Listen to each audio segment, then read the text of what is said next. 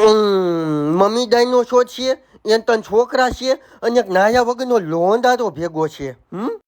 ઈ જ ગુંગાળાને ગોતવાનો, એ અમારો દોસ્તાર છે. આ બધું ચાટીને કેમ શીખું તે? અરે ના એ તો સીનશોટ કરતો જ. મેં એ લોકોને જાતા જોયા હતા ને વાહેલા રસ્તેથી. એન પાસે આવા હાટું સૌથી પહેલા છે ને તમારે અગ્નિ માર્ગમાંથી થઈને જાવું જોઈશે. પછી તમને મળી જશે જીવતું જંગલ. જીવતા જંગલમાંથી નીકળી જાવ ને તો મળશે ખાડી. ઈ ખાડી છે બોંગાની ખાડી કરતા ઊંડી ખાડી. કોઈ પાછું નથી આવ્યું. હવે બીવે યાર નહીં હો, માઈક અંગલી વાતું કરવાની થતી જ નથી. એકચ્યુઅલીમાં અમને બધું ફાવતું.